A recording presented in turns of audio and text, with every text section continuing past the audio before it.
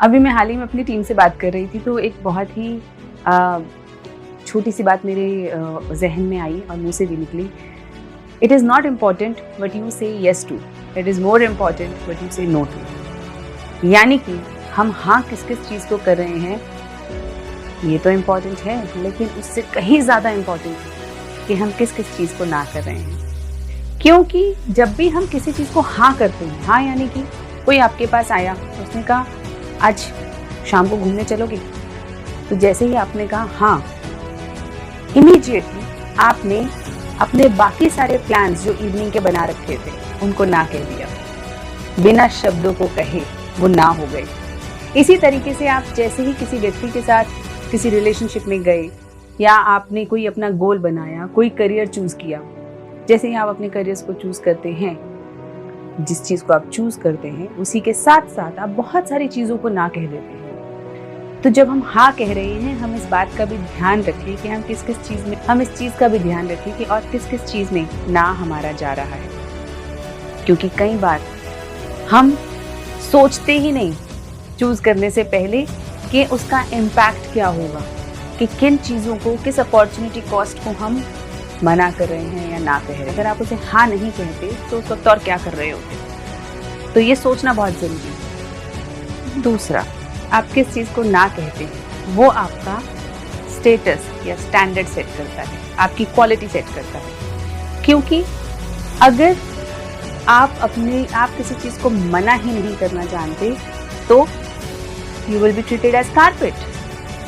Carpet का मतलब हर व्यक्ति चाहेगा कि वो अपना काम आपके ऊपर ढकेल दे, या एक तरीके से ना कहना भी बहुत ज़रूरी एक एस्पेक्ट है।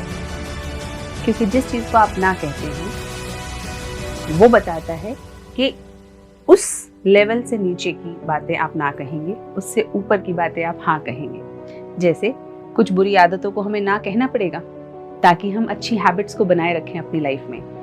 कुछ बुरे लोगों को आपको ना कहना पड़ेगा ताकि आप वो स्पेस ओपन रखें अपने जीवन में जो अच्छे लोगों के लिए हो, जिन्हें आप हाँ कहेंगे, चाहे अभी नहीं, कुछ दिनों बाद सही। Have patience, things will click, everything will come to you.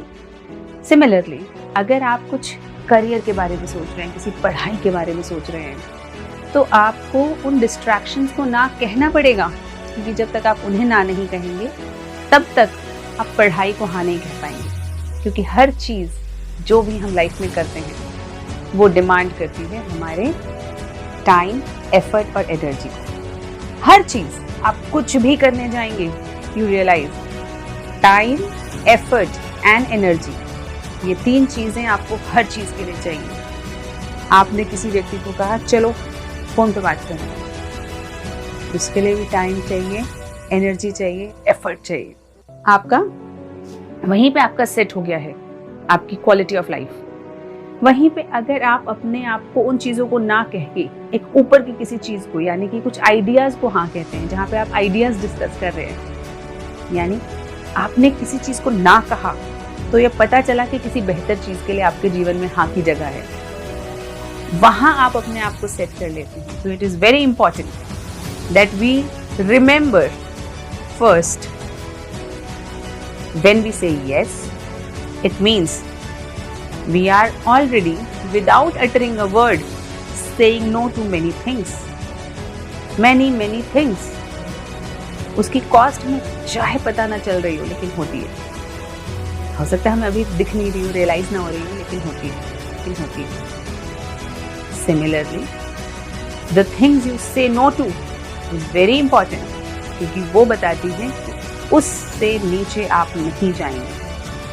Character में, क्वालिटी में, अपने किसी भी तरीके से आप अपनी लॉयल्टी में, ऑनेस्टी में, इट्स वेरी इंपॉर्टेंट, आप उससे नीचे नहीं जाएंगे। So that decides your character and your character decides your destiny.